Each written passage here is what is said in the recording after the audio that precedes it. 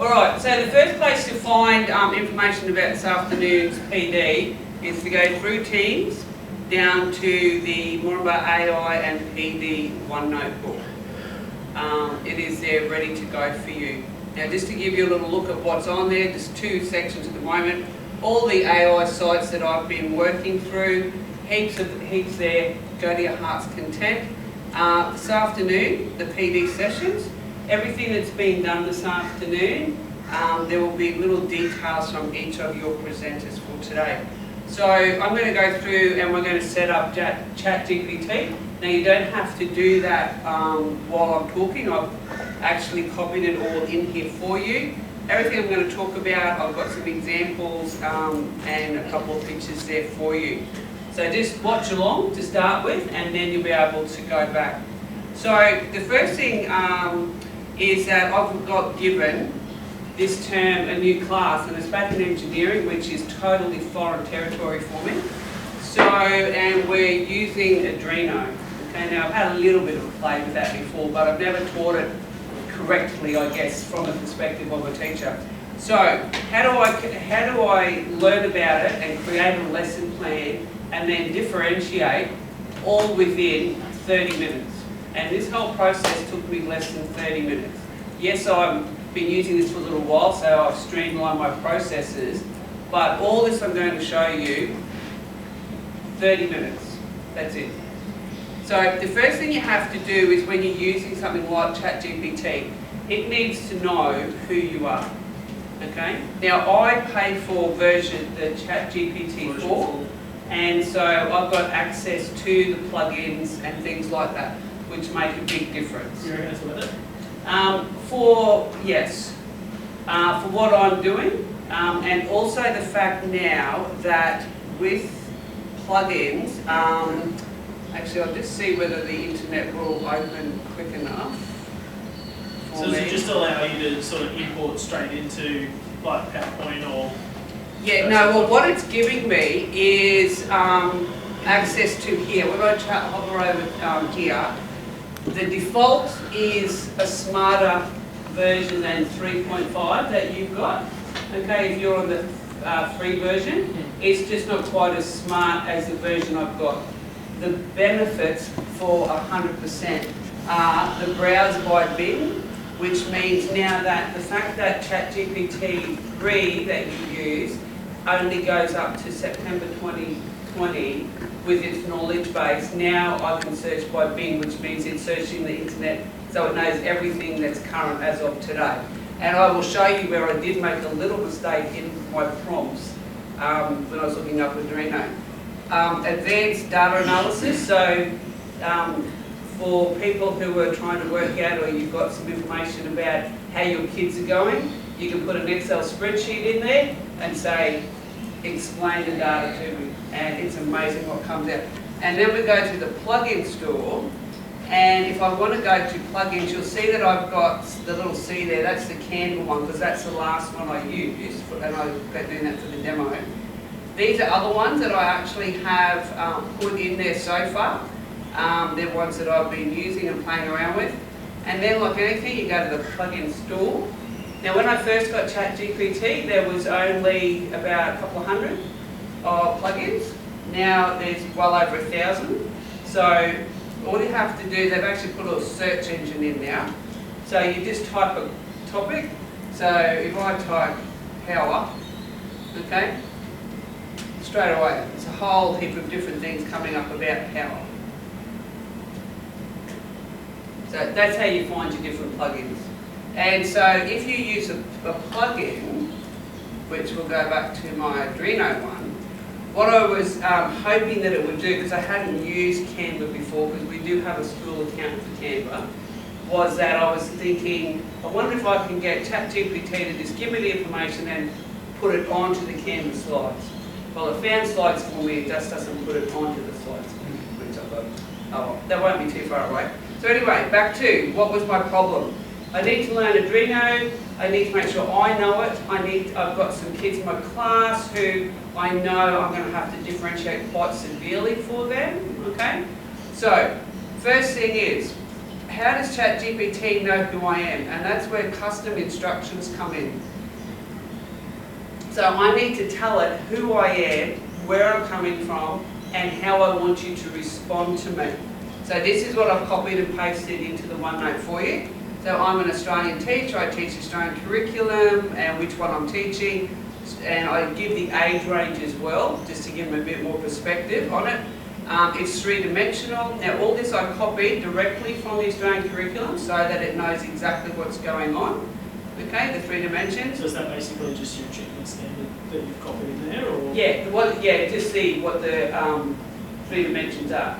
They're just directly from the web page itself. Just so that the context, when it finds the page, it knows that it's definitely in the right place. And you'll see some places so it'll make reference to those. And then how do you want ChatGPT to respond? Okay, so we've heard about prompting and asking the questions in the right order and stuff. But this is like the biggest prompt to get started with. So I want it to respond to me academically, professionally, set at the year level or the age that I have asked for, and they should be specific and with detail. Okay? So straight up, ChatGPT knows what I want. So when it comes to, I just go back to my page here. Oh, where did it go? Oh, here it is here, the prompts. Now, if you don't, for some reason, with ChatGPT, depending on how long you've had it, and if you're in the lucky group, because Sharon has got a paid version now, but she doesn't have all the prompts that I've got at the moment. So if you don't have custom instructions, but everybody I would think would, when you ask it a question, these prompts here are what you need to ensure you give, all right? So I've already spoken in my custom instructions, the task, meaning the task is the Australian curriculum, because everything I ask you is going to be in reference to the Australian curriculum. The context, okay? The exemplars, because I'm asking for exemplars. The persona I've said, I want it professional, I want it academic. The format wasn't really there, but the tone also comes into that persona as well. Okay, so I've already said all that to it. So what did I do? I need a a presentation explaining what is Arduino, give some examples of how to use it. And because I've got a little plug-in of the C with the Canva, it's connecting me with Canva straight up. So if there's certainly blah blah blah, this is what it is, and see how it references the Australian curriculum, students aged 12 to 15. These topics align with the learning areas and general capabilities. So we've found the general capabilities, and it's put together a presentation outline, and it's gone through and it's given me 13 slides. Okay. Now, for a first attempt, I went, oh yeah. Now there's not much on there. Not teaching. I haven't learned anything yet. So then it goes on to say, here are some templates, and these are all hyperlinked, so you can go straight to Canva. And this was actually the one I picked out. Oh, my signal's not showing up. That's all right. I just got all the pages open ready for you in case I had that problem, because I'm prop spotting. So anyway, it does go direct to Canva for you. So anyway, then I get down here. Now, I always talk nicely to it. I always say thank you. When they take over, it's complete subservient. Yeah, they'll remember. Yeah, I was nice to it. Can you now give me the information to complete the 13 slides you've recommended? Okay, so I want some more information. Okay, so now it's starting to build the information for me. Okay, it's giving me some content. So what is a microcontroller? A definition, relevance. Okay, so it goes through. So anyway, I'm thinking, oh well, this is looking a bit better. I'm starting to understand what's going on here. So when I get down to where these are, yeah, 7, 8, 9 examples, and I had a look at them and I went, okay, well I'm back to where I started from. How do I do this? Okay, so then I said to it once again, thank you. Now for slide 7, 8, 9, can you expand on these and give detailed information on how I would teach this? Please reference the Australian curriculum. Okay? Certainly. So, Now you're seeing the full advantage of ChatGPT because it's gone to town now, okay? It has done everything. It's even given me the code on how to teach it, so I can open up Arduino and you can actually do block code as well. So this is starting to make sense to me now. I'm having a good look at this, I'm going, sweet, this is looking really good. But anyway, then I have a look at the discussion. What happens if you change the delay time? And I thought, oh, I wonder what the answer to those questions are. So 7, 8, 9 all have the same thing. So then I go, thank you again. Can you also include potential answers to the discussions you mentioned? So then it goes, certainly. So then it gives me a response to the discussion answers. Okay? So now I've gone, and like that was probably a 10-minute kind of thing. Okay? That just, you skim through, you notice that some stuff looks right, some stuff doesn't look right. Okay, so away we go. Then I've gone, thank you again. Now this is where it fell down. I wanted it to combine all the good information so that then I could be lazy and just copy and paste, because by this stage I knew that the Canva, it wasn't going to just put it onto the pages for me, but it didn't do that. So I didn't worry about trying to figure that out because it's a very easy process to just copy it across anyway. It did give me a couple of other technologies here, alright? So, that straight up has given me 13 slides. Now those examples, like I could do one example per lesson, so that could end up being a week's work, all created within about a 10-minute period. And then I could just like buff it out with those discussion questions, you know, a little bit of introduction for each lesson. Didn't take very long at all to do. Now, what do I do then? Okay? If I need to scaffold or if I need to differentiate with that, I go to my old magic tools here. Okay, this is the goblin ones. And all I wrote in there was, understand the basics of circuit design using Arduino. Okay? And on goblin, I go full 5 chili. So 5 chili means break it down big time. If you do 1 chili, it'll just give you a few steps. Okay? So this is what it gave me. First up with 5 chilies, understanding the basics of circuit design. So I thought, well, I'll be to see what happens here. Research the concept of circuit designs. So how do I do that? So I asked it, I say, you just click a button over here and you break it down, and then it broke it down with this. This is ready. Open a web browser. Right. Type circuit design in the search. Press enter. Click on.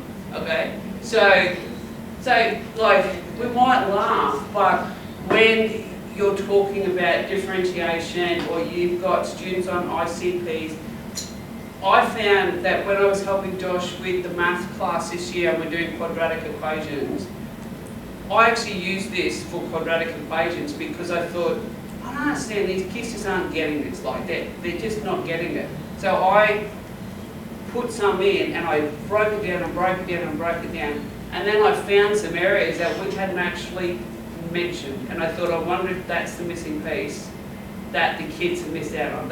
Is that why they haven't kind of got that concept? Okay? So over on here, on the side here, we've got some dots. Okay? So estimate, and so I said estimate the time. So research the concept of circuit design. It's estimated for me, it might be a 2-hour job. Alright? Now, depending on what level you're at, would depend on whether that's true. I can actually edit that. I can add another subtask in underneath another one if I want to, or I can clear it, or I can remove the whole thing altogether. Okay? So the other thing that this does do, and I bet you it's not going to open because my browser's not, oh no, it might do. There's a couple other things here. Good to play around with. What am I going to have for lunch? If you've got stuff, actually you'd use this. You've got some ingredients that are left over. No, I've got type them in. No, yeah, and then go suggest, and then it will give you what you could make. Then it comes up with a little like click that sends you back to your magic to do here, and it'll give you instructions on how to cook it. It will. So I did that the other day. It was really good. There is the compiler. So if you've got a list of jobs you want to do, like with the time management, that's where that goes. Estimator, how long will it take to do an activity? This one here, this is judge. You know, like if you've ever been in a situation where you maybe want to send an email and you're just not sure whether it's going to be perceived correctly because, you know, you might be a little bit cranky at the time. You can paste it in there and then it'll judge it. And then you can ask it to fix it up to make it, like, be nicer. Okay? So I think that's a pretty good one.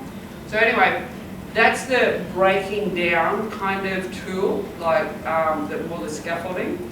Now I wanted to get some activity sheets because all the stuff I've created so far is me getting up, talking, giving some examples, okay? I've got activities for the kids to do because it's given me all the code about that. But now I need to go over and I need to differentiate, okay? And I want some worksheets as well. So if you go to Diffit, and this is the one that, that's the reason I'm using the hotspot. This is all I typed in. How to use Arduino circuit board application to create variables using Tinkercad. Okay, I set it up here, 7th grade. You can set it to whatever grade you want. And the English is actually like, so say you had a student in here that was, like we've had some internationals, you can actually change the, from English to say Spanish or whatever it might be. This site is really good, okay? Because what it did was it gave me a little adaptive reading passage. Now this was pretty good. I've read through and I'm okay with this. I can hide sources, okay, or I can put the sources in. Now I always show the sources because like anything you just got to double check sometimes, okay. So there it all is there. Yep, I'm pretty okay with that. It goes down and it gives me a little summary of what it's talking about. It does some key words for you. Now you can add words to this as well, okay? So if you want to, it doesn't make it up for you, but, or we can't actually, we'll see whether it adds 2 more. So debug was the bottom one. Let's see, it's going to come up. Yep, there we go. Algorithm and prototype. So it's just made algorithm and prototype for me, okay? And so that's the thing about this one in that you can set up with your question. So we've gone down here now, we've got multiple choice.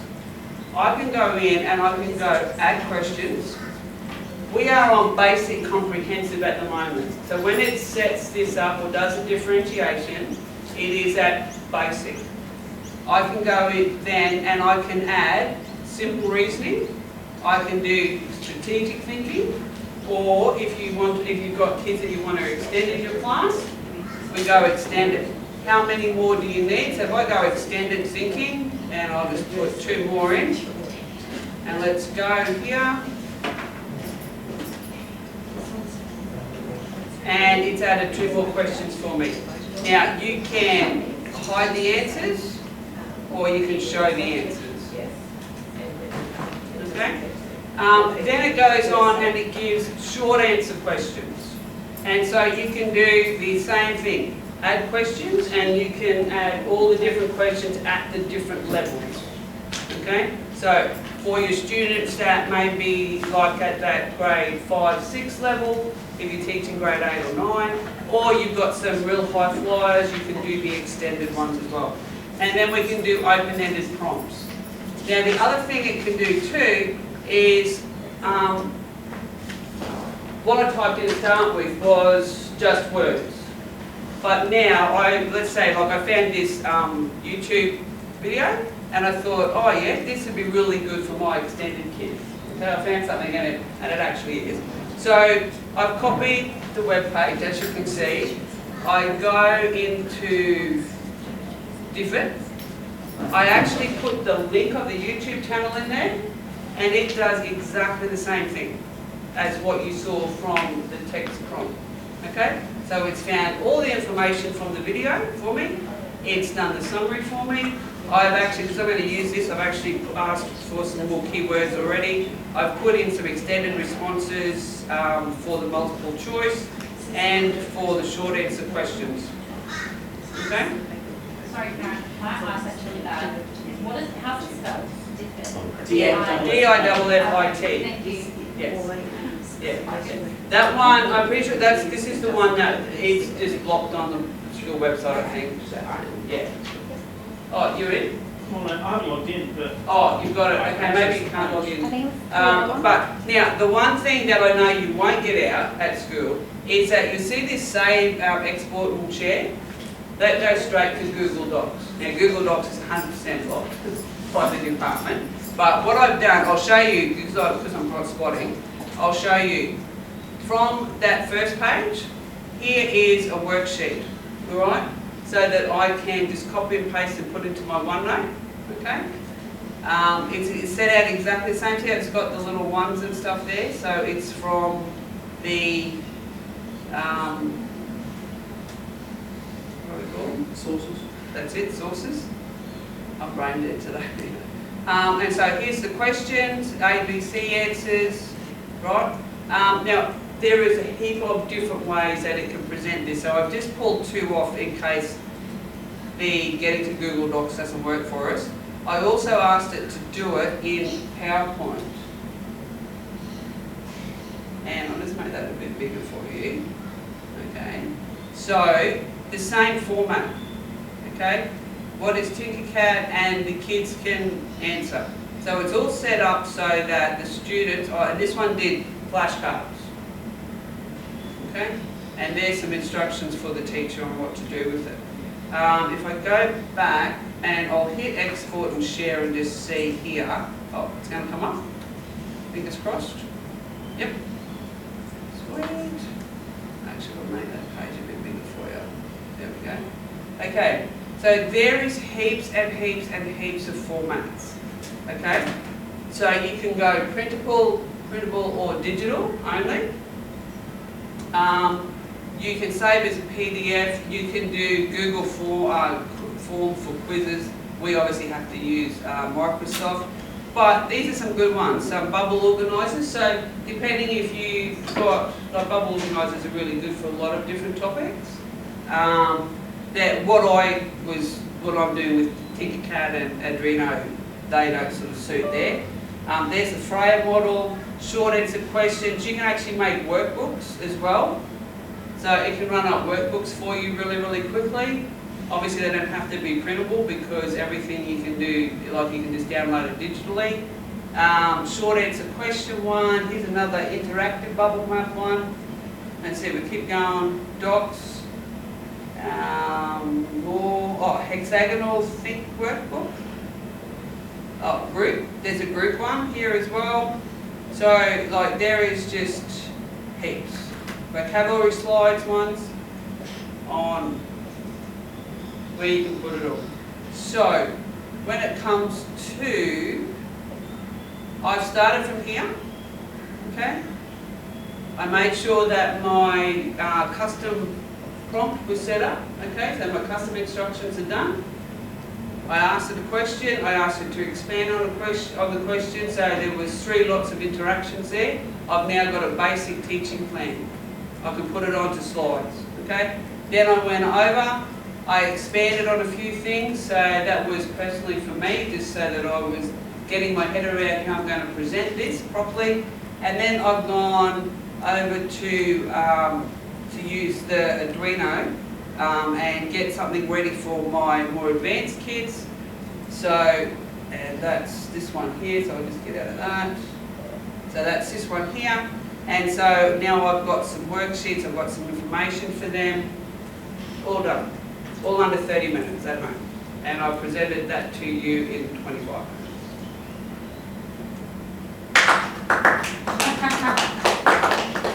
Oh, questions? Okay, so do you like that? Sounds good, play. Yeah. The biggest thing is honestly playing, okay? Setting up GPT to understand what you want. Yes, that is the biggest thing, okay? Now, the one thing I didn't show you was with ChatGPT, There was one area where it found the actual. Because I arrived late, I might have here we missed the go. first part, Karen, but Yeah. I had a bit of a question. How do you avoid the traps of just like having waffle and Oh, okay. week fillers and lesson fillers, and how do you avoid that sort of Yep, happening? okay, so what I've done in my custom instructions here, Yep. okay, so I've been very specific with ChatGPT.